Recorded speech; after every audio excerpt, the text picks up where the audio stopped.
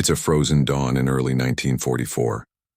At a remote airfield in Bavaria, the wind cuts through hangars filled with steel frames and half-built aircraft. Inside one of them, a new machine sits in silence, long wings stretched across the concrete floor, its silver skin unpainted, its engines shrouded in frost. A group of engineers stand around it, their coats pulled tight, their breath visible in the cold. On the fuselage, someone has chalked a simple word: America. This, they believe, is the bomber that will cross the Atlantic, the one that will bring the war to New York. A mechanic signals the pilot. The engines cough, sputter, then die.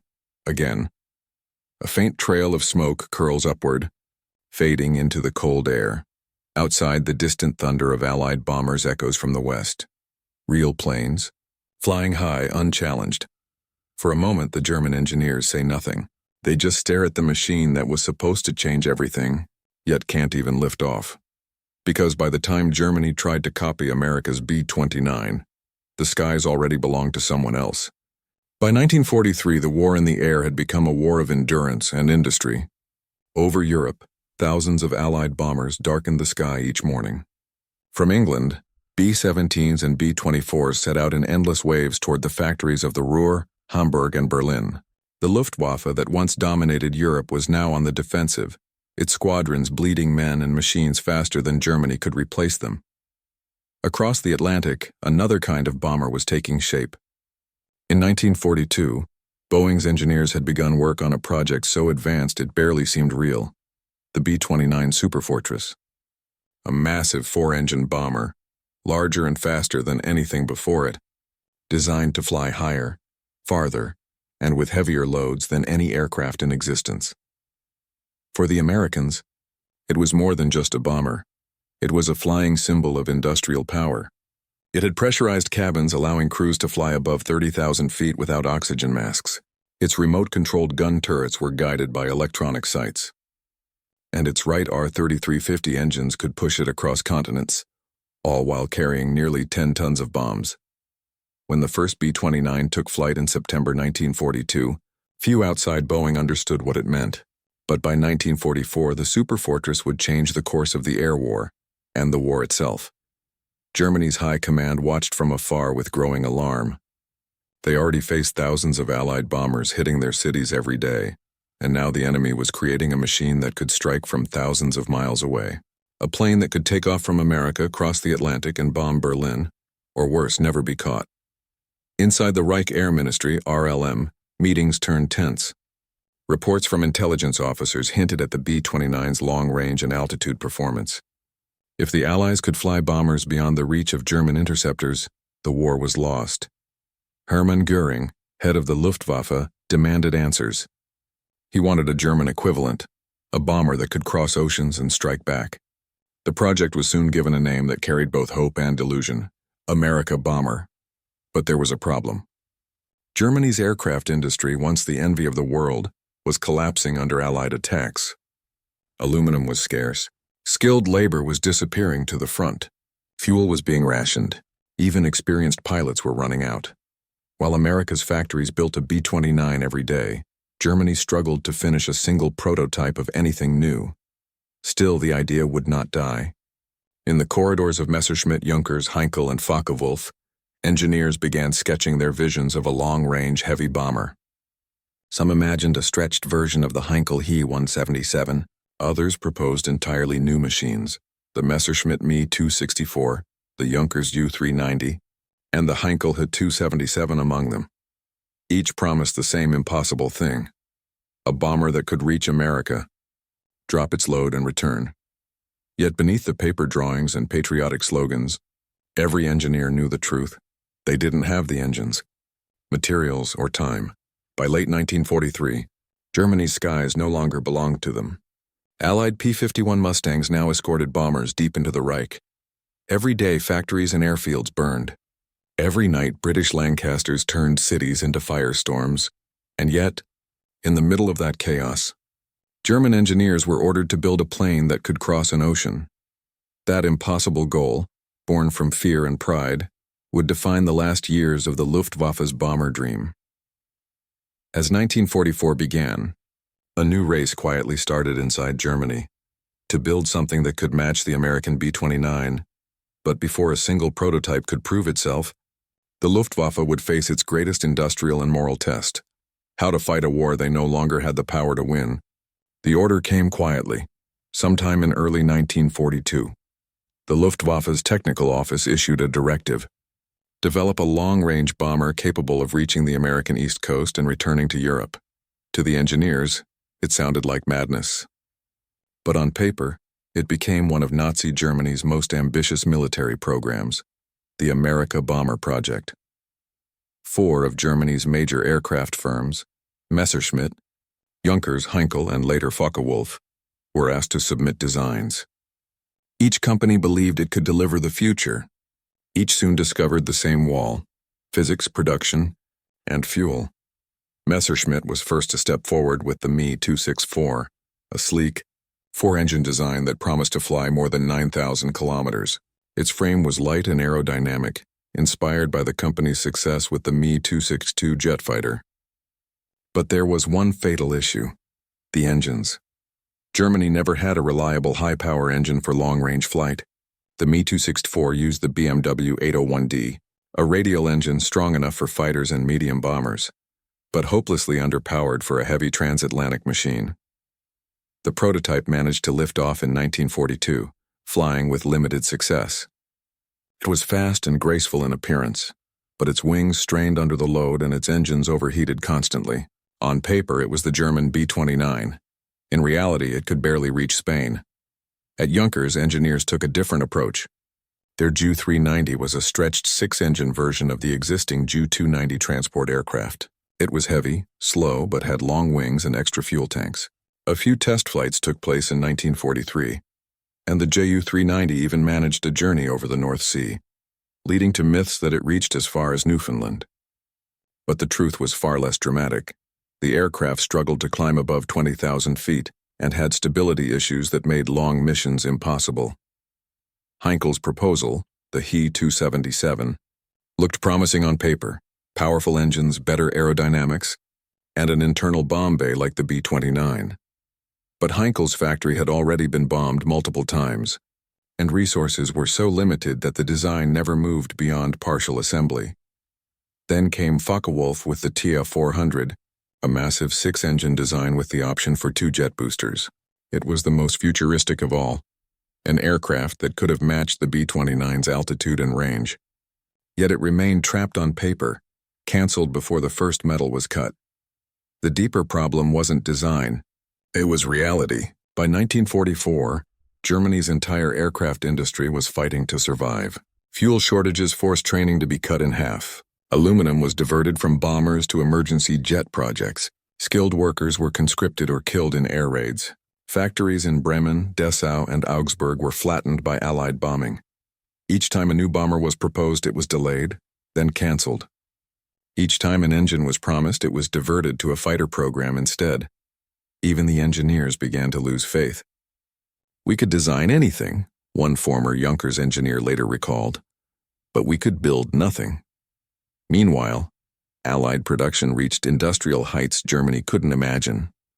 By 1944, the U.S. had built nearly 4,000 B-29s, each one assembled by workers who were never bombed, never starved, and had all the materials they needed. In Germany, only 1 Me-264 and 2 Ju-390s ever flew. Still, the propaganda ministry refused to give up. Posters spoke of a new German bomber to reach America soon. Hitler himself believed that one successful strike on New York could change morale, proof that Germany still had reach. But the generals knew it was a fantasy. In the end, the Amerika Bomber wasn't about bombing America. It was about pride, the illusion that Germany could still compete with the industrial giants of the world. And as the Allies advanced from the west and the Soviets closed in from the east, that illusion would collapse with every air raid that turned another German factory into ash. The Luftwaffe had entered the war as Europe's most feared air force. By 1944, it was trying to build dreams it could no longer afford to fly. And soon those dreams would meet reality, in the form of a bomber that couldn't even cross the Alps. To understand why Germany failed, you first have to understand what they were trying to copy. The Boeing B-29 Superfortress wasn't just another bomber. It was decades ahead of its time. When it entered service in 1944, it was the single most advanced aircraft ever built. Every part of the B-29 was designed for a kind of war Germany could no longer fight. High altitude, long range, and massive payloads delivered with precision. It had a pressurized fuselage, something unheard of in combat aircraft at the time. Crews could fly above 30,000 feet, far above the reach of flak and most enemy fighters, in relative comfort. The remote-controlled gun turrets, guided by analog computing sites, allowed a single gunner to control multiple defensive guns at once, a leap in both firepower and efficiency.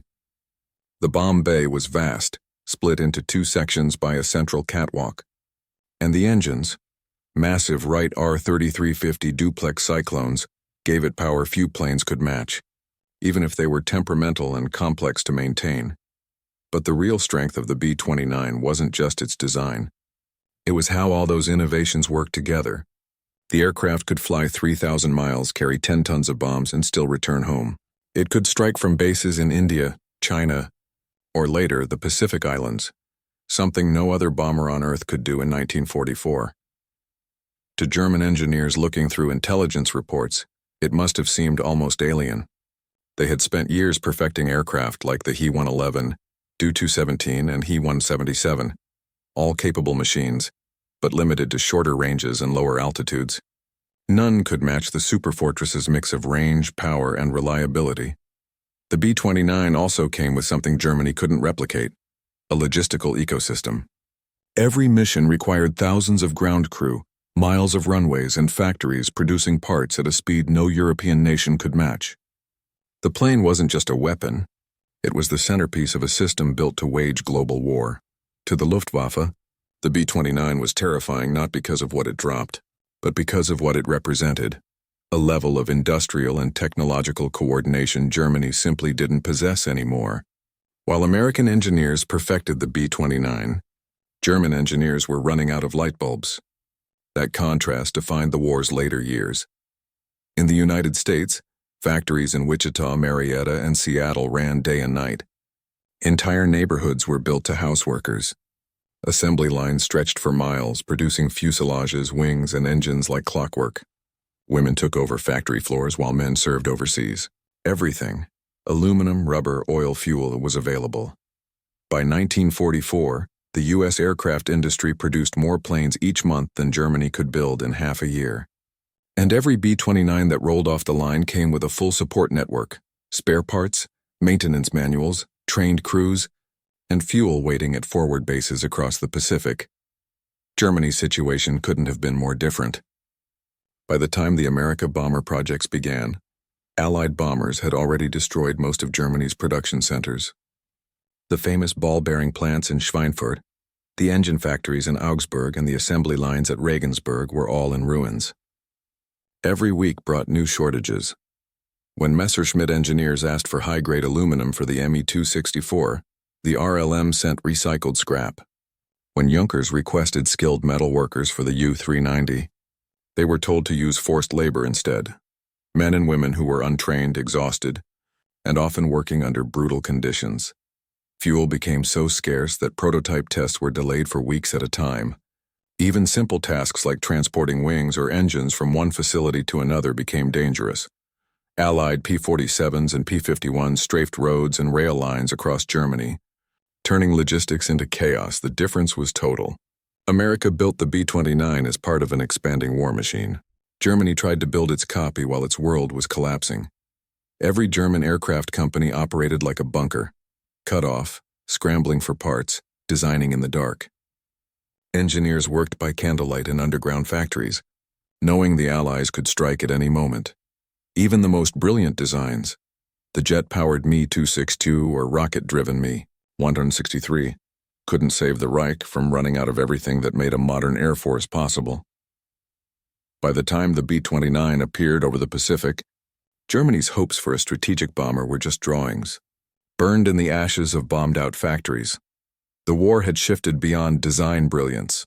It now belonged to whoever could build more, faster, and keep them flying. That was the world the German engineers lived in, where imagination was endless. But reality was crumbling all around them. And yet, despite everything, they kept drawing. Because somewhere inside Germany, teams of exhausted engineers still believed they could catch up. Germany's engineers were among the best in the world. Before the war, they had built aircraft that stunned other nations, sleek, efficient, and powerful. The Messerschmitt Bf 109, the Junkers Ju-88, and the Focke-Wulf FW-190 had dominated the skies in the early years of the conflict. But designing a heavy bomber like the American B-29 was something entirely different. Germany's entire air strategy had been built around short-range tactical bombing, supporting fast-moving ground forces, not crossing oceans. When war broke out, the Luftwaffe had no true heavy bomber fleet like Britain or America. The idea had been dismissed as too expensive and too slow to produce. Now, under pressure, those same engineers were ordered to create an aircraft that could fly thousands of miles farther than anything they had ever built. They tried everything. Messerschmitt's Me-264 used advanced aerodynamics, long, narrow wings, and a lightweight frame. Junkers added extra engines to their Ju-390 to gain lift. Heinkel experimented with twin vertical stabilizers for better stability, but they were all working against a wall. Germany lacked the powerful engines needed for a bomber of that size. The available models, BMW 801s and Jumo 213s, simply couldn't produce enough thrust for the weight of long-range bombers. Each prototype struggled to climb, often overheating before reaching operational altitude. To make up for weak engines, designers reduced armor, thinned the fuselage, and carried less fuel. That made the aircraft lighter, but also fragile and unsafe. Even the Me-264, which Göring called the hope of the Reich, suffered structural cracks during testing.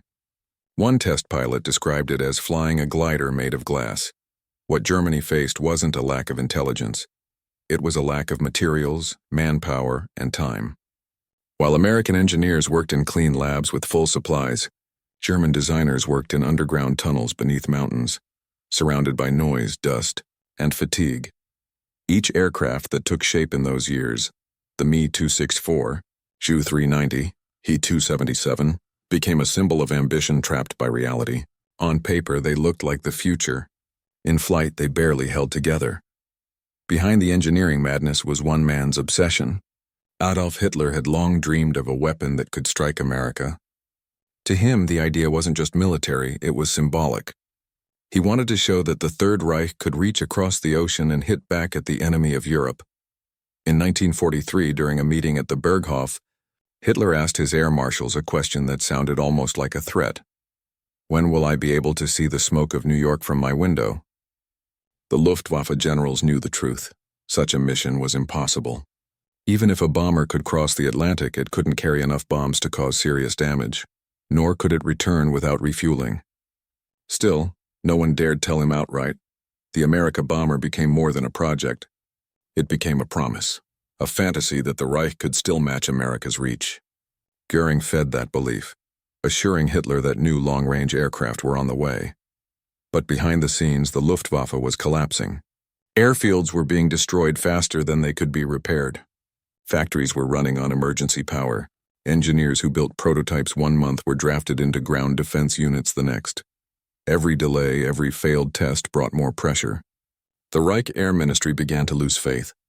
By late 1944, the program was reduced to scattered teams, still sketching new designs while Allied tanks rolled through France. The dream of bombing America was never about strategy. It was about pride, the illusion that Germany still held the power to shock the world. But each failed prototype, each destroyed factory revealed the truth. The war was already lost. Amid the blueprints and propaganda, there were people, tired, hungry, and trapped between duty and despair. In the underground tunnels near Dessau, where Junkers had moved its production lines, engineers worked under flickering lights. Air raids above shook the ground as they tightened bolts and tested fuel lines. Many hadn't seen sunlight in days. Some were civilians, others prisoners forced to assist with assembly. Test pilots faced even worse odds. They climbed into untested aircraft with engines that could fail at any moment. Each flight was a gamble. The Me-264's first takeoff in 1942 nearly ended in disaster when its landing gear jammed. The Ju-390's wing structure flexed dangerously in midair. One pilot later said, "We didn't test them, We survived them. There was pride, too. A quiet, desperate kind of pride. Engineers like Voldemar Voigt and Ernst Heinkel still believed in German ingenuity. They weren't fighting for ideology anymore. They were fighting for their craft, their belief that machines could still change fate. But as 1944 turned into 1945, even that belief began to fade. They saw what was happening outside. Burned cities, starving families. The sound of bombers overhead every night. When Allied troops later entered those same factories, they found aircraft parts scattered on the floor. Engines without wings, wings without fuselages. The dreams of flight had literally fallen apart. For the men who built them, the failure wasn't just technical. It was emotional. The end of a world they had once believed unbreakable. Germany had tried to match the B-29 with paper and desperation, but soon those paper dreams would face their final test, in the cold mountain air, where the engines coughed, sputtered, and died before they could even clear the Alps. Winter, 1944. Snow covered the airfields of southern Germany, and the sky itself felt heavy, gray, silent, waiting. At Lechfeld Air Base, the prototype Messerschmitt Me-264 sat motionless, its 4 engines wrapped in canvas, its fuselage streaked with frost. This was supposed to be the plane that changed everything. Codenamed Amerika Bomber, it was Germany's last chance to show the world it could still reach beyond Europe, still fight on equal terms with America's sky giants. On paper, it looked magnificent. A sleek, long-winged aircraft designed to fly over 9,000 kilometers.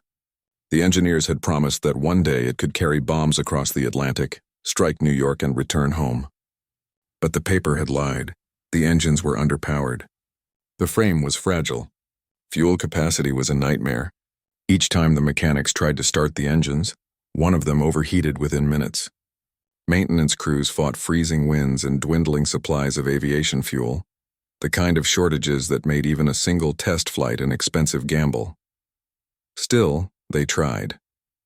In January 1944, the Me-264 lifted off again for another test flight.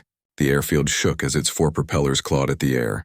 It rose slowly, its landing gear barely clearing the runway. For a moment, it looked like hope. Then, halfway through the climb, one engine failed. The plane wobbled, smoke trailing behind it. The pilot, Karl Bauer, fought the controls, nursing it back to the runway with trembling hands. The landing was rough but survivable. When the aircraft came to a stop, the ground crew rushed forward. The right wing was scorched.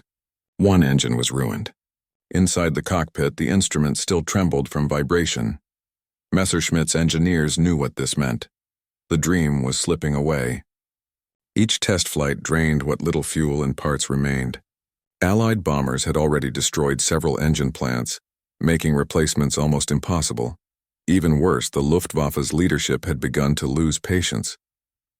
They wanted quick results, not excuses. When reports of the B-29's first missions over Asia reached Berlin, panic set in. The Americans had not only built the plane, they were using it in combat, striking Japan from bases thousands of miles away. Germany, meanwhile, had one working Me-264, grounded again for repairs. At the Junkers plant, things weren't much better. Their Ju-390, a stretched 6-engine design, had made a few short flights from Dessau and Prague. In theory, it had the range to reach the Atlantic. In practice, it struggled to even stay airborne for long periods. The wings flexed dangerously under load, and the engines consumed fuel at a terrifying rate. Propaganda later claimed the Ju-390 had flown to within sight of the American coast, a myth repeated for decades. But post-war records tell a different story. The longest confirmed flight barely reached the northern edge of Norway before turning back. Engines overheating and fuel gauges dropping fast. Every test revealed a new weakness. Engine vibration, wing stress, landing gear collapses, leaking fuel tanks. And with every failed flight, Allied bombers came closer. The irony was cruel. While Germany tried to copy the B-29, Allied B-17s and Lancasters were already bombing the factories where those German prototypes were being built. By mid-1944, the Luftwaffe's dream of an ocean bomber was falling apart faster than it could be rebuilt. The Heinkel He-277, another long-range proposal, was still stuck on blueprints, its parts scattered across bombed-out warehouses. The Ta-400 Focke-Wulf six-engine monster was cancelled before a single frame was completed. The B-29, meanwhile, was already in mass production, with hundreds rolling off assembly lines across America. The contrast was painful. For every German engineer trying to keep one aircraft flying, 1,000 American workers were building another one. For every test flight aborted in Bavaria, 5 more Superfortresses took to the skies over the Pacific. Still, the German engineers refused to stop. They kept working through air raids and shortages, convinced that one perfect flight could redeem everything. In late 1944, the Me-264 was rolled out again for one more demonstration. This time the sky was clear, the air thin and cold. Mechanics worked through the night, patching leaks, tightening bolts, checking the fuel lines. At dawn, the engines roared to life. The sound was deep and uneven, echoing through the valley. The aircraft began to roll down the runway, gaining speed. It lifted off and slowly, heavily but it climbed. The crew inside cheered. For the first time in months, it felt like something might actually work, but within 10 minutes, the vibrations began again. The temperature gauges spiked. Then came the same sound they had learned to fear. A high-pitched whine followed by silence. One engine failed, then another. The Me-264 shuddered, nose dipping. The pilot turned back toward the airfield, barely keeping altitude. He cleared the first line of trees, but the aircraft refused to climb. It dropped lower and lower until the mountains rose ahead, and the plane could go no higher. The crew had to dump fuel to stay aloft. By the time they reached the foothills of the Alps, the aircraft was barely flying at all. The pilot made the call, turn back or crash. They never reached the Alps. The engines gave out one after another, and the aircraft drifted back toward base, landing hard in a field just short of the runway. The landing gear collapsed, the fuselage cracked, and one wing snapped clean off. No one died, but the message was clear. The Me-264, Germany's B-29, couldn't even cross its own mountains. The engineers stood in silence. The aircraft that was supposed to strike across oceans couldn't survive a single flight test over Bavaria. And as they watched smoke rise from the wreck, they knew. The dream was finished. By the spring of 1945, the dream was already dead, only no one had dared to say it out loud. The hangars that once buzzed with the sound of design teams now stood half empty. Engineers had scattered, airfields were filled with burned-out wrecks, and the few remaining test planes were hidden beneath camouflage nets, hoping to escape the next Allied bombing raid.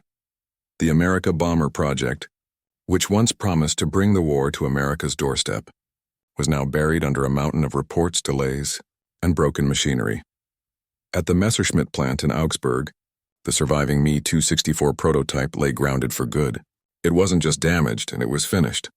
The engines couldn't be replaced, the materials couldn't be sourced, and the Luftwaffe no longer had the fuel to waste on experimental flights.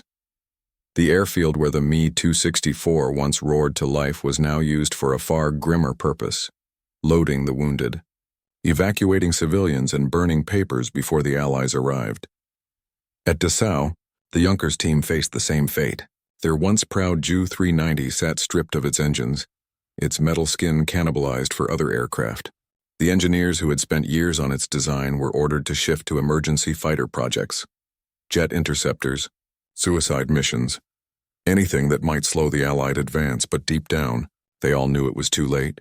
Because while Germany was dismantling its bombers, the Allies were perfecting theirs. High above, waves of B-17s, Lancasters, and now even B-29s filled the skies over Europe. The roar was constant. The ground shook daily. It was the sound of total control, the sound of a nation that had mastered the sky. The irony was almost cruel. The Germans had dreamed of a plane that could reach New York. Instead, the Allies had reached Berlin.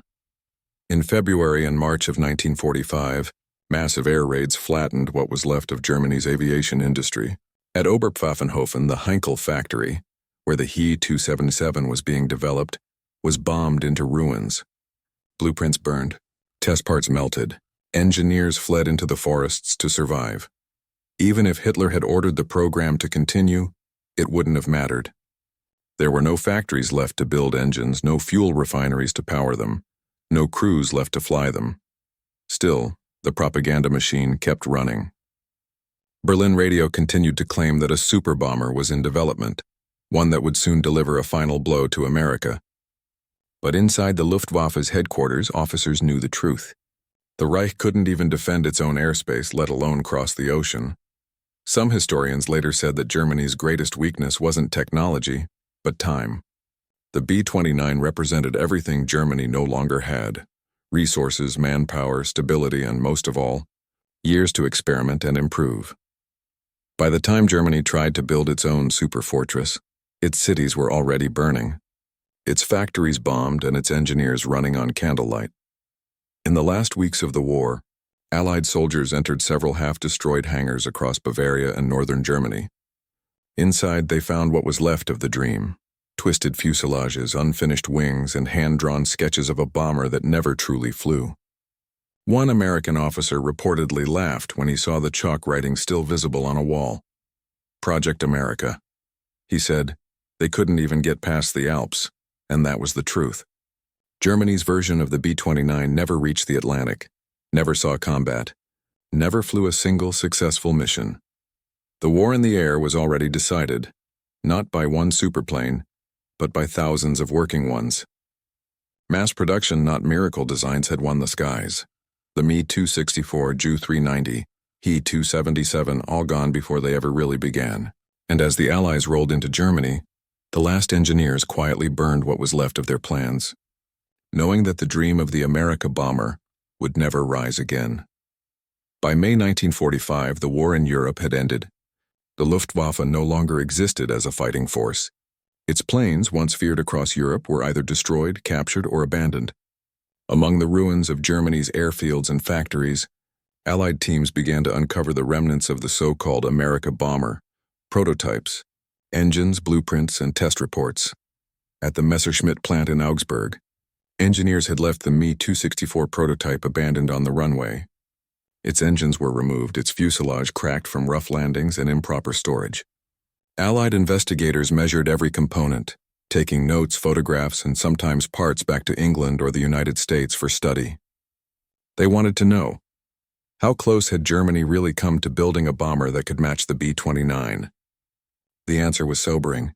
The Me-264, though elegant in design, was underpowered, overweight, and structurally weak. Its range calculations had been overly optimistic. It could not carry the promised bomb load to distant targets. The Ju-390 was marginally larger and more ambitious, but suffered the same fate: engines that failed, wings that flexed dangerously, and an airframe too fragile for long flights. The Heinkel He-277, still mostly on paper, revealed something else about German engineering. Brilliant ideas without the materials or infrastructure to support them were worthless in war. The Ta-400 Focke-Wulf's concept had never even left the drawing board. American and British experts quickly realized the true story. Germany had tried to copy the B-29, but copying wasn't enough. The Reich lacked the industrial base, fuel, trained pilots, and logistical support necessary to operate such a plane. Even if a Me-264 had flown to the Atlantic, it would not have survived a combat mission. For the engineers who had worked on the projects, the revelations were bitter, but factual. Their designs, often touted as revolutionary, had been sabotaged by circumstance, not intelligence failures, not enemy attacks, but by the collapse of the nation's economy and infrastructure. Post-war interviews and debriefings captured the human side of the aftermath. Test pilots like Karl Bauer recounted the terror of flying underpowered prototypes with engines failing mid-air. Mechanics described the impossible task of maintaining aircraft with missing parts and inadequate tools. Engineers remembered the constant pressure from Hitler and Göring, pushing them toward a goal they knew was unattainable. Even decades later, historians noted the tragedy of the Amerika Bomber project. It was a perfect example of too little, too late. Germany's finest minds, working under extreme stress, produced machines that looked revolutionary but were doomed from the start. Meanwhile, the B-29 had proven the opposite. In the Pacific, hundreds of superfortresses were already reshaping the war. American crews flew missions over Japan, dropping thousands of tons of bombs with unprecedented efficiency. The aircraft's pressurized cabins and remote turrets made long missions possible. Its engines, though temperamental, were reliable enough when properly maintained. Production lines rolled day and night, churning out more bombers than Germany could hope to assemble in a decade. The contrast was stark. One side relied on mass production, logistics, and applied engineering. The other relied on ingenuity alone, and it wasn't enough. The lessons were clear. Advanced design without infrastructure is meaningless. Technology alone cannot win a war. Germany's Amerika Bomber project became a case study in overambition and the limits of innovation under pressure. By 1946, most of the surviving prototypes were dismantled. Some pieces were shipped to the United States or Britain for testing. A few remained in museums, preserved as a reminder of the gap between aspiration and reality.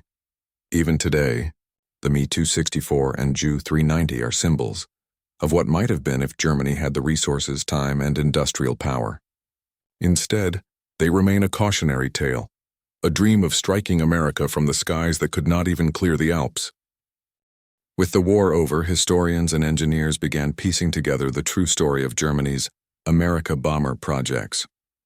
The Me-264, Ju-390, and He-277 were carefully examined, both as machines and as symbols of what Germany could no longer achieve.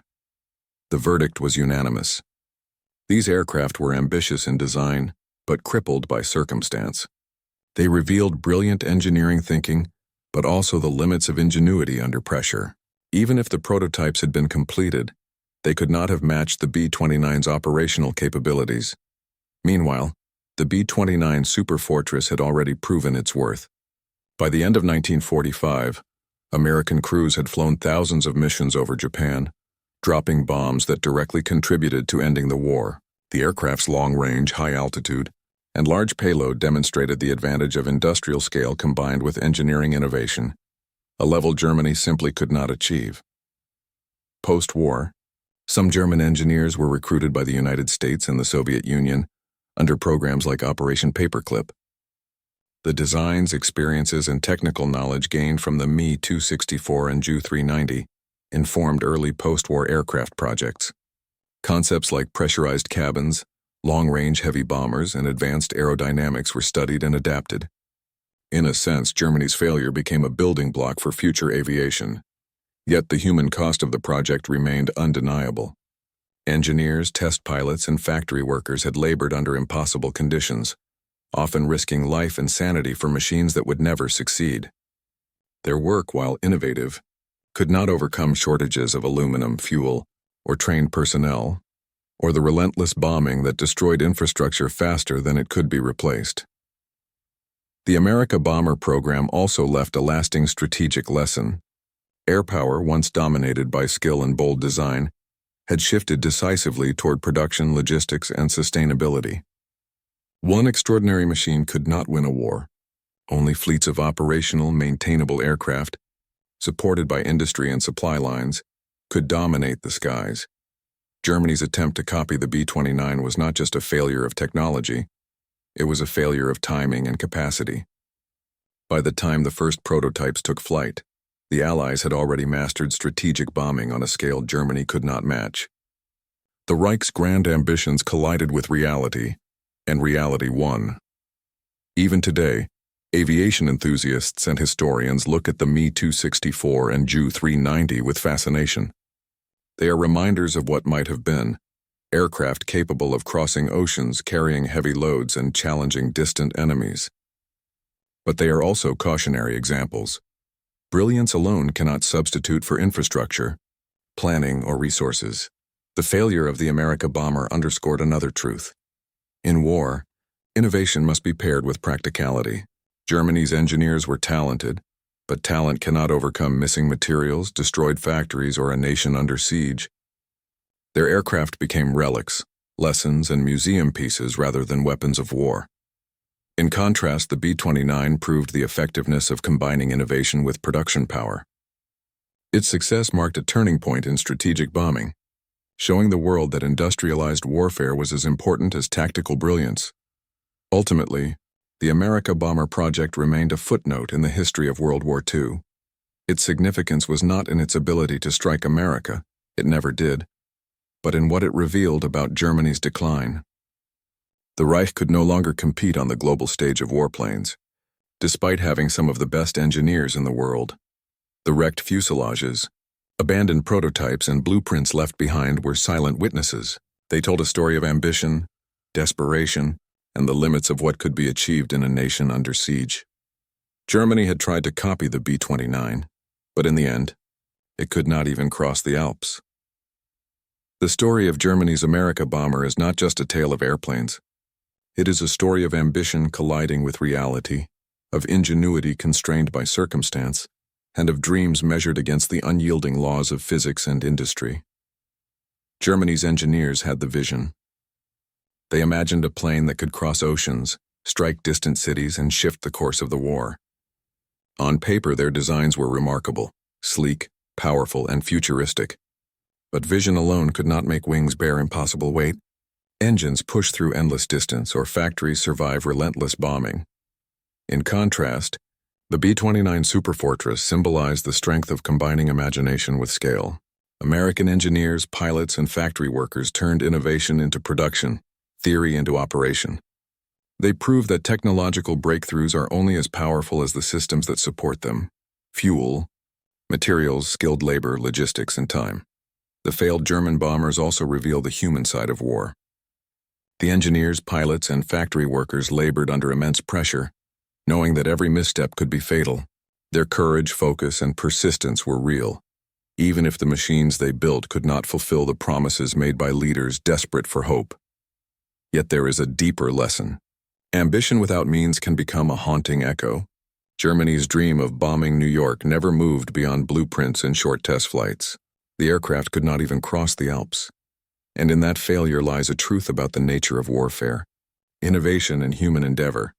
Potential is meaningless without preparation, resources, and opportunity.